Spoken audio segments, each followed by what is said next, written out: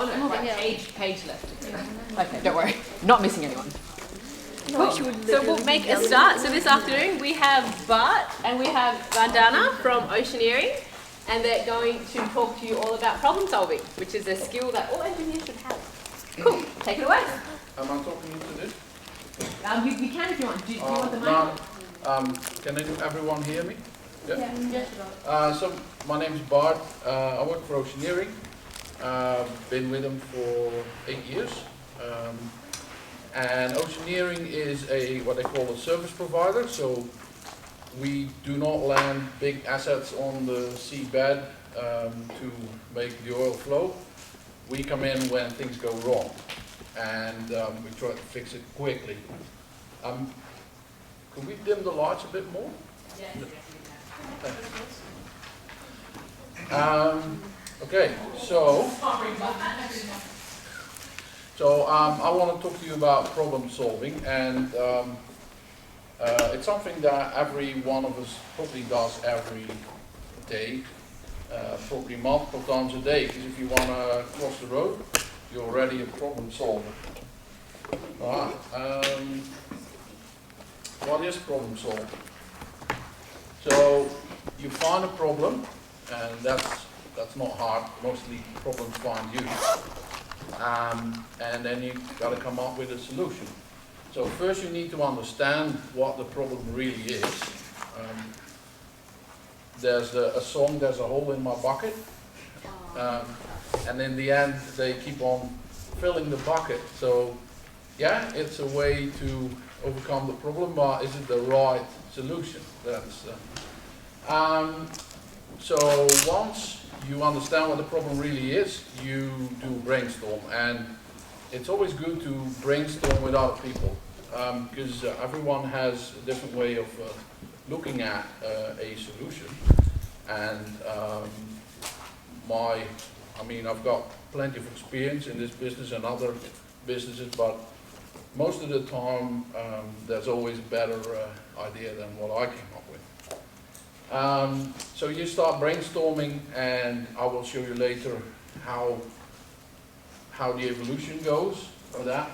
And then basically once you've got an idea that you can agree on, you're going to work out that solution. Now in our case, we usually don't have a lot of time, because in the current market you've just been told that the oil price is low, so people don't make a lot of money, so they want a quick solution and they don't want to pay for it. So basically we need to do things quick, and it's got to be first time right. We don't really have time for refinement. So once the deadline is set, that's what you work to, and that's it. You build it, you test it, and then it gets shipped off, and maybe you get the chance of doing another one. So you put it to practice, which means you come up with concepts, which I'll show a bit later, and then finally you get to build it, and then you find out whether it works or not. So why do we solve problems?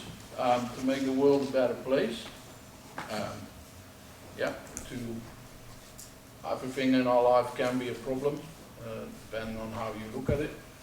And if you solve someone else's problem, you probably made a friend. So it is pretty handy to be able to fix problems, and it's definitely satisfying and fun. So who solves problems? Every one of us does. Don't sell yourself short. So if you look at the top right picture, someone came up with the wheel, but other people didn't think they had a problem with their square wheels or whatever they were using. Henry Ford once said, if I would have given people what they wanted, they would have asked me for a motorized horse or a faster horse or something instead of a car, because they didn't know they needed a car. So sometimes you have to think outside the box. And you don't need to be an engineer or a scientist. Everyone can be a problem solver. My dad was a carpenter, and he was pretty good at solving problems. start small, but you can go global. This guy here, bottom right, he came up with a nifty solution to rid the ocean of the floating plastics, at least part of it. And there's definitely more of that needed. Anyone's got an idea what this is? Sorry? A plastic bag? It is plastic. Yeah? Velcro. It is Velcro. Very good. And how did we come up with Velcro? Someone looked very closely at some of those. I'm not a native English speaker, so what are they called? Nettles or seeds that get stuck in your clothing or your hair. So someone looked very closely and he thought, maybe I can use that to have a removable attachment. So that's how they came up with Velcro. So if you look at Velcro really closely, one of them is very soft and has loops, and the other one is a bit harder and has these plastic hooks. And works perfect. So, like I said, Who's Oceaneering, we do things subsea, at least in the division I work for, but we are also in the entertainment industry worldwide, because there's a lot of technology going on in that industry. Think of roller coasters, think of wave parks where they create a standing wave to do surfing. We work in the defense industry, renewable energy, so just not just oil and gas, but in all kinds of industries.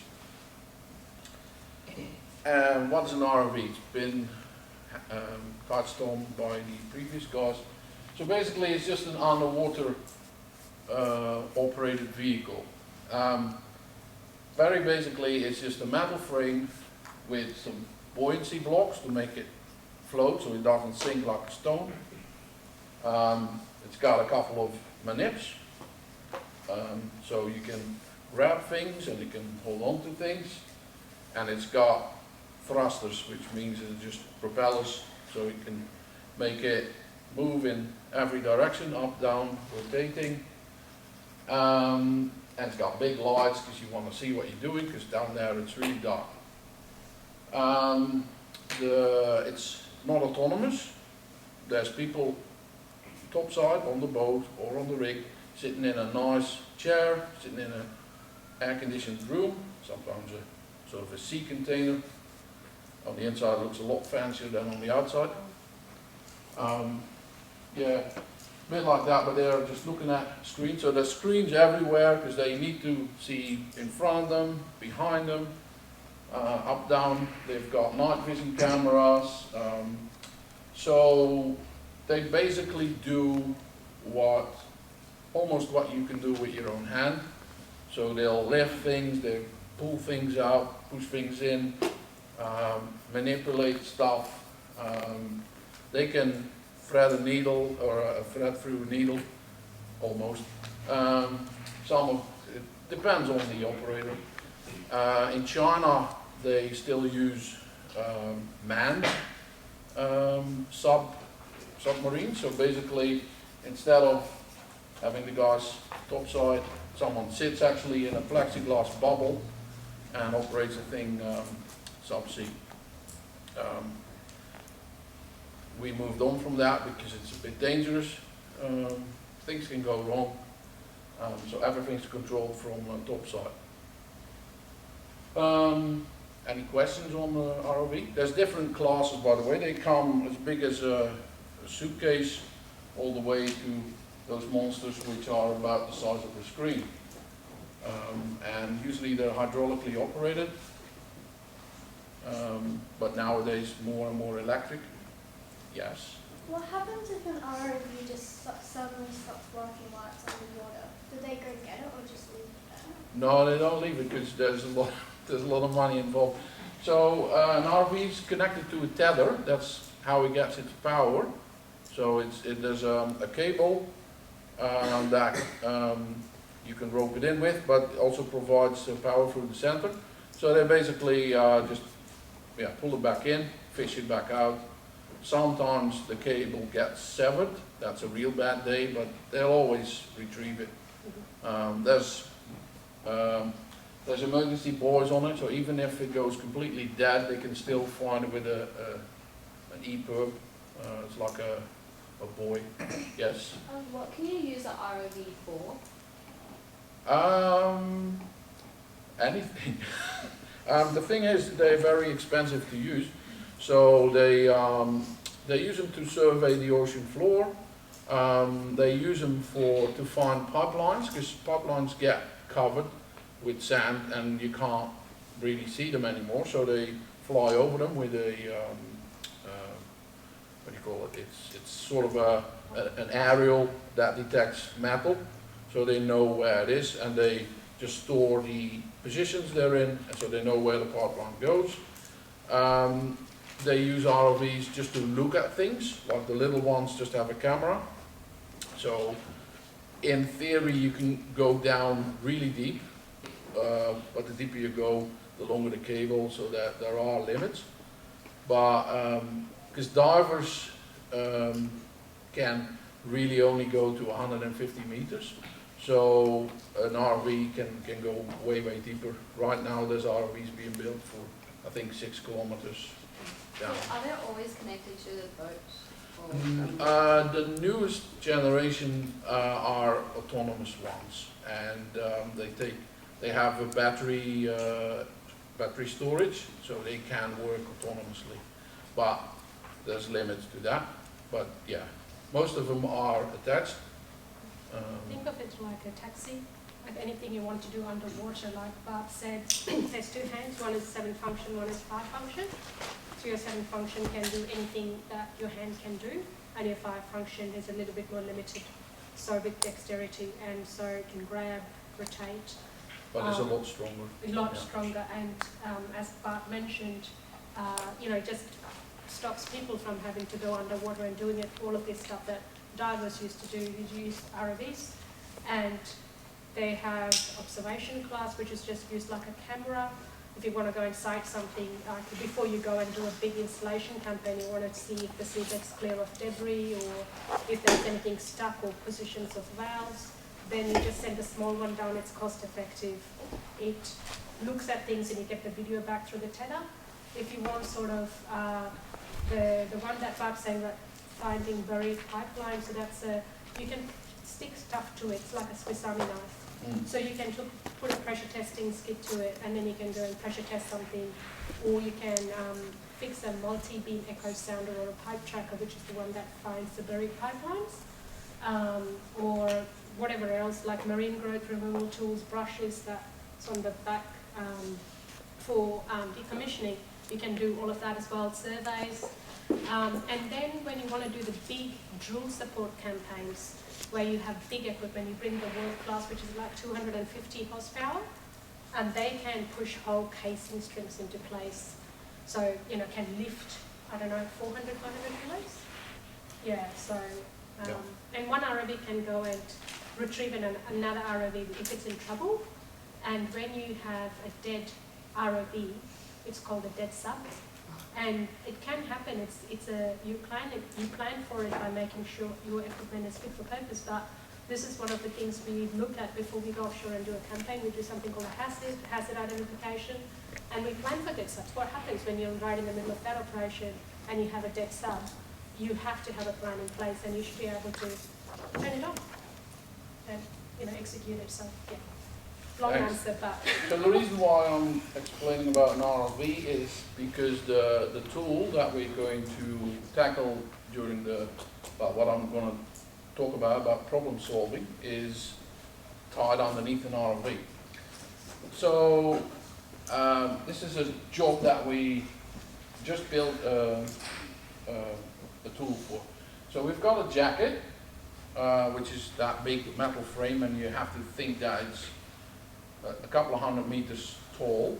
It sits on the seabed, cemented in the seabed, and there is a caisson, that's the grey tube, hanging down off the jacket. That tube is probably about 100 meters long. Now the bottom 60 meters is rusted and is about to fall off. And don't know if you've been told, but in Australia there's a government body that's called NOPSEMA, which basically is a watchdog over over all the oil and gas companies in the Australian area. So basically they told our client, say, you gotta fix this. So how do you fix this? So we had a brainstorm session. So basically we need to cut it off, but we can't drop it on the seabed. And it's inside a jacket, so if you want to go in with an ROV, you have to be careful. It's a bit like flying into the jungle. So we came up with a whole list of requirements. Now I'm not going to read them all out to you because it's pretty dry, but these are the baselines that you need, and it can be 1 or 2 lines to define your problem.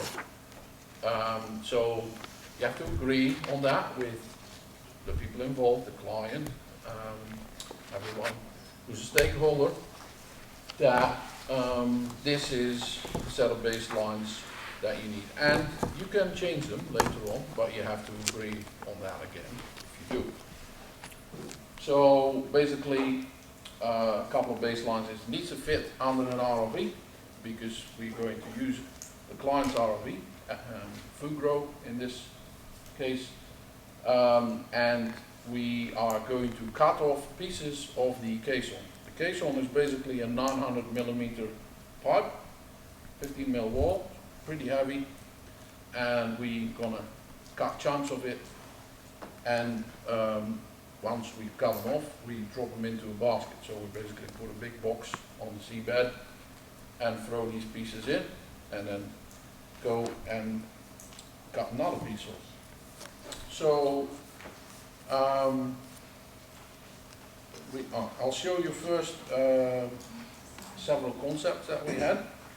So the ROV is the thing with the yellow buoyancy.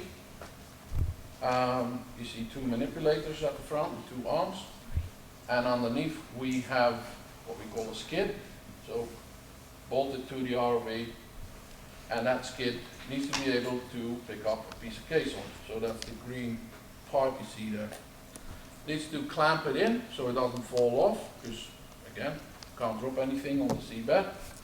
And because this piece of pipe is quite heavy, we need a bit of buoyancy.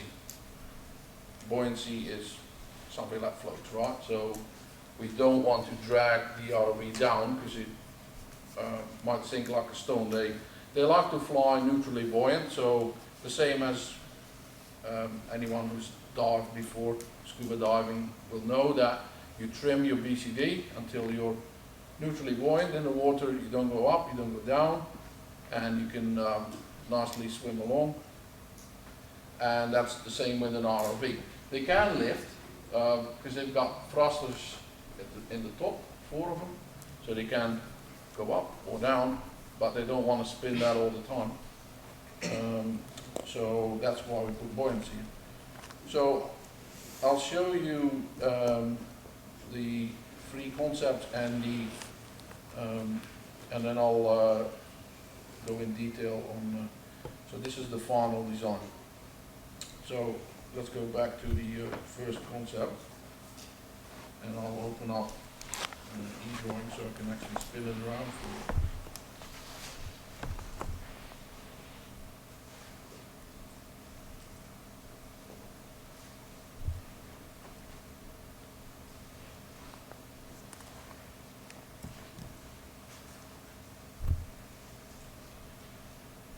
Okay, so the first concept, we thought the buoyancy, which are these green tubes underneath, if we can make a move forwards and backwards, we can actually what we call tilt the ROV backwards and forwards, and then if we want to drop that piece of caisson off, we just tilt the ROV forward, and then it will drop in the basket, and then we move it back again, and then we're So we got that. So how were we going to move it? This is basically a hydraulic motor there at the end with a lead screw. So with a threaded screw, and we just move it back and forth. So that was our first concept. You can see there's a clamp at the front to clamp the caisson in, and this was very early stages. So the first concept, you sit together with 3-4 people, stakeholders. Client's not involved yet because you don't want to show that you're incompetent, so you only want to show when you're definitely sure that you're right. So, well, we sit together and we say, well, that's fine, but that's probably not a good idea. Let's get rid of the movable buoyancy because RV partners don't really like it when their RV goes back and forwards. So let's move to another concept.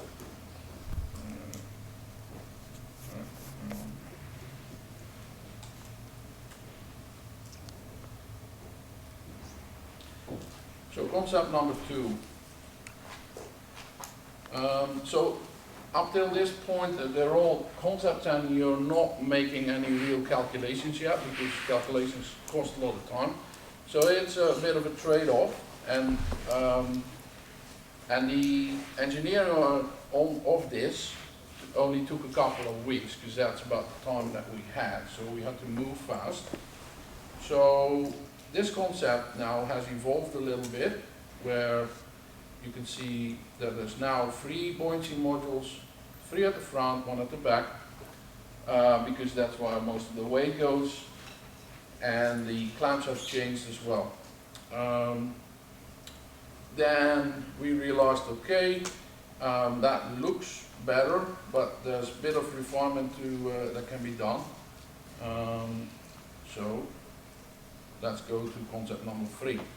So the ROV all of a sudden changed. That's because we asked our client who supplies the ROV whether we had the right information. And nowadays with 3D CAD, it is quite easy to exchange information because they just send you a 3D model, you put it in your assembly, and you know whether things fit or not. So you can tell at the front there's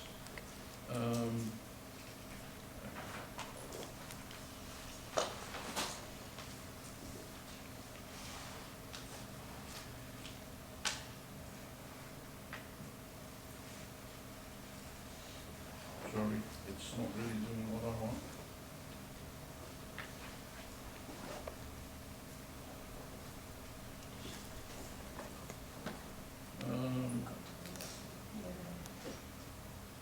We're running out of time. No, but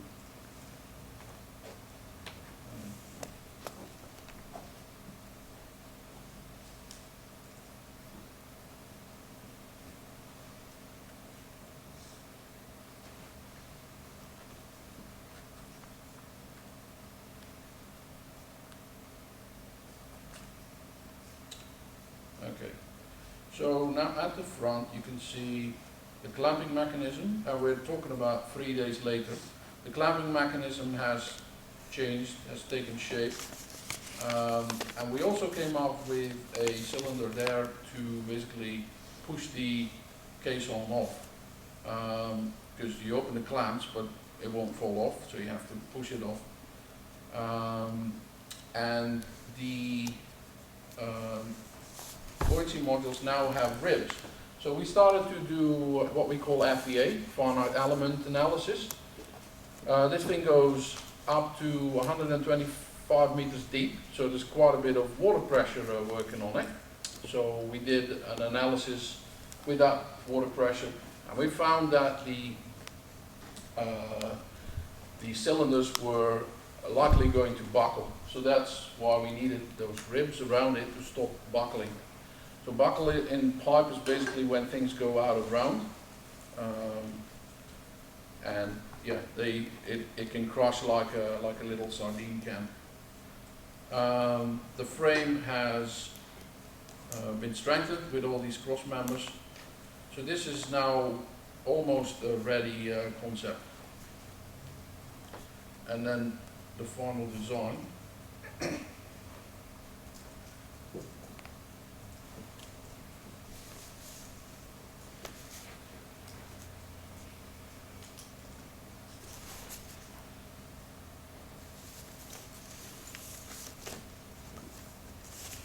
So this is the skid by itself. We put a lot of extra items on it, like a bumper, because you won't be able to crash into things without destroying the whole thing. There's a couple of rubber bumpers here at the top. Then the buoyancy modules, they were round caps, and now they're flat.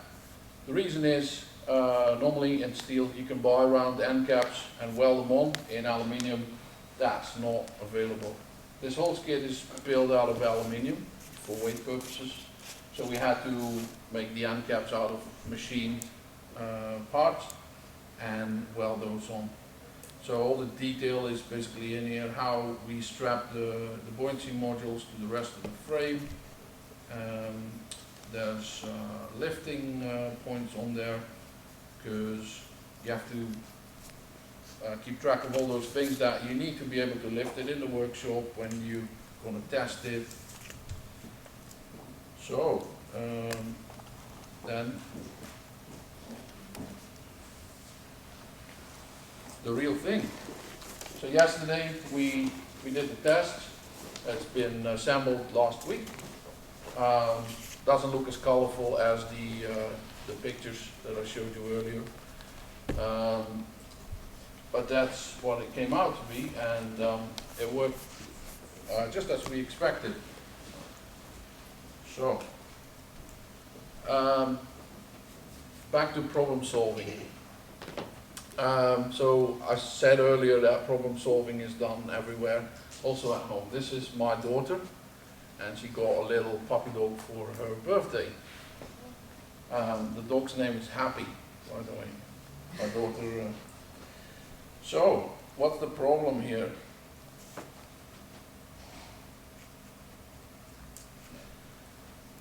Happy is only a little dog, and we live in a house on stumps, and so there's a little ladder to go down to the backyard. Happy stood there, very sad. I couldn't get down. So, what do? So I talked about this with my daughter. So, back to the original rules, finding a problem. So the problem here is obviously that Happy is not happy and can't get in the yard by himself, by herself, I should say.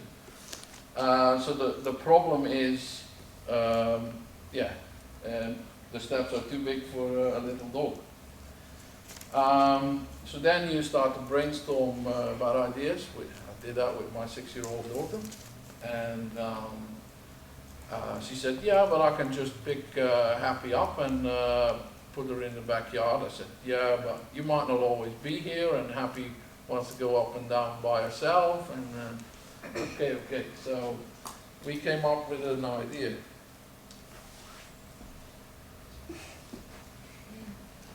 A little ladder. So I've got a lot of stuff in the shed, so we had a bit of wood cut and built a little ladder out of it. Okay, but it's a solution. So, but did it work? That's the question, of course. So we had a few training sessions with Happy, but now she's quite satisfied on running down by herself after a little bit of persuasion. By the way, upwards is always on the stairs, not on the ladder for some reason. So it goes to show that problem solving is not something you just do in a workplace, but you do it everywhere. So that's the end of my presentation. Are there any questions?